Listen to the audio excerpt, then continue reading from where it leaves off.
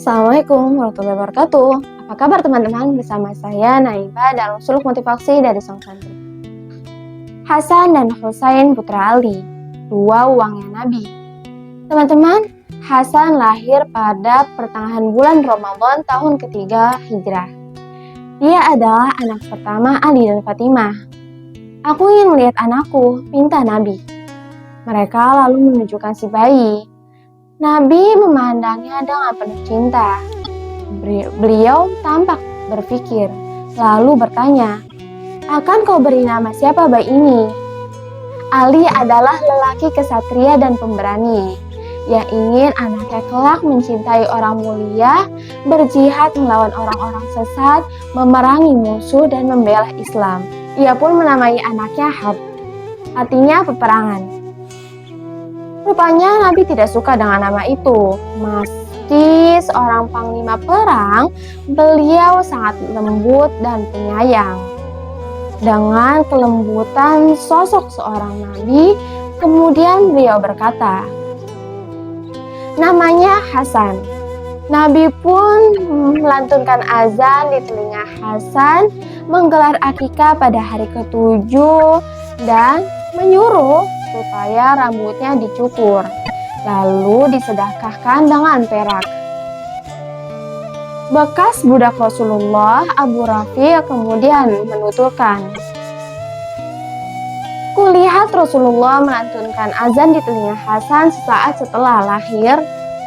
Sebagian menambahkan, beliau membaca surat Al-Ikhlas di dekat telinga Hasan, mengunyah sebiji kurma lalu disuapkan ke mulutnya serta memberinya nama. Nabi menyuruh agar kaki kambing akikah diberikan kepada dukun bayi. Beliau menyajikan berbagai makanan untuk dinikmati bersama. Juga menyuruh supaya tulang kambing itu tidak dipotong-potong sebagai pengharapan agar bayi selalu dalam keadaan selamat. Nabi memang selalu mengharapkan kebaikan dalam segala hal. Hasan memiliki kemiripan dengan Nabi dari kepala hingga dada. Suatu hari, Nabi menempatkan Hasan di sisi Nabi dan memberitahukan bahwa kelak sang cucu akan menghadapi suatu peristiwa besar. Beliau berkata kepada orang-orang sambil berdiri di mimbar, "Anakku ini adalah seorang pemimpin. Mudah-mudahan ia dipanjangkan umurnya oleh Allah sehingga dapat mendamaikan dua kubu besar umat Islam." Ini terjadi ketika Hasan menyerahkan kursi kekhalifahan kepada Muawiyah bin Abi Sufyan dan kedua pihak berdamai, sehingga tahun itu disebut Am al-Jamaah, tahun kebersamaan. Situasi menjadi tenang dan umat berdamai. Konflik yang pecah sejak terbunuhnya Khalifah Utsman berakhir. Dan tak setetes pun darah mengalir selama kepemimpinan Hasan. Husain dilahirkan pada hari Kamis bulan Sya'ban tahun keempat Hijrah. Nabi sangat bahagia dengan kelahiran Husain seperti saat kelahiran Hasan. "Aku ingin melihat anakku," pinta Nabi. Setelah diperlihatkan, beliau menatap si bayi dengan tatapan lembut, lalu menanyakan nama untuk anak itu. Ali menjawab seperti dulu, "Kuberi ia nama Harb."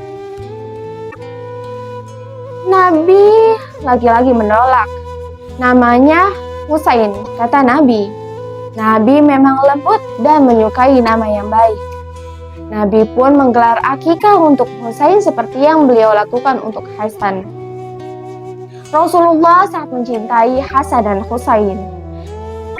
Mereka berdua adalah penghulu pemuda ahli surga, kata beliau. Beliau pernah berdoa untuk keduanya dan doa itu sangat terkenal. "Ya Allah, aku sangat mencintai mereka, maka cintailah mereka dan orang-orang yang mencintai mereka." Nabi selalu meluangkan waktu untuk menjenguk, bermain dan bersenang-senang dengan Hasan dan Husain. Sikap beliau kepada keduanya sangat lembut. Suatu saat, Nabi memanggul Hasan dan Husain di pundak.